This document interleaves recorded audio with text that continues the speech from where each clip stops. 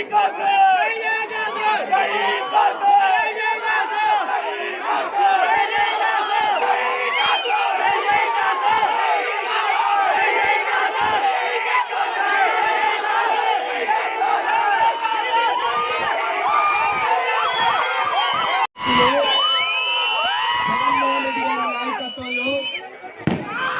బ్రహ్మాండమైన medical college hospital మొదటి ఫేజ్ని మనం ఆవిష్కరించాం.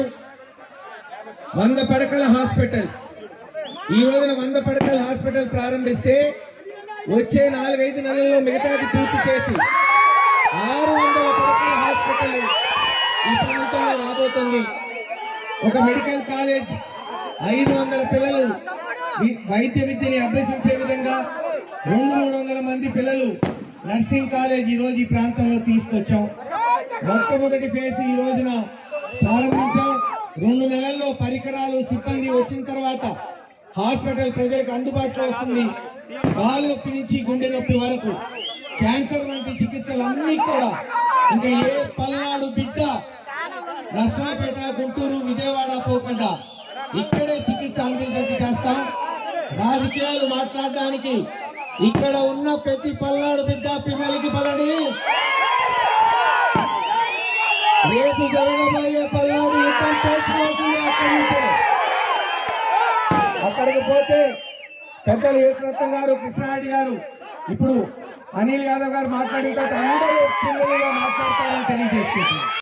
అభివృద్ధి కార్యక్రమాలు ఒక పక్క మున్సిపల్ బిల్డింగ్ అయితే ఈరోజు medical college phase 1 Jaganmohan Reddy గారి నాయకత్వంలో మీ శాసనసభ్యులు మహేష్ అన్న గారి ఆధ్వర్యంలో ఈరోజు ఈ ప్రాంతంలో పల్నాడు ప్రాంతం అంతా కూడా ఉపయోగపడే విధంగా ఈరోజు మెడికల్ కాలేజీని తీసుకురావడం జరిగింది.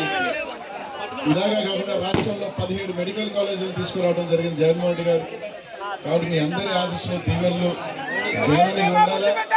అలాగే ఈ అభివృద్ధి కార్యక్రమాన్ని ముందుకు తీసుకుని నడిపిస్తున్న మీ శాసనసభ్యులు పెద్దలు కాసు మహేష్ రెడ్డి గారికి కూడా మీ ఆదరణ ఉండాలని చెప్పి తెలియజేసుకుంటూ, అలాగే జగన్ ఆశీస్సులతో, మీ అందరి ఆశీస్సులతో రేపు ఎంపీగా పోటీ చేస్తున్న నాకు కూడా మీ అందరి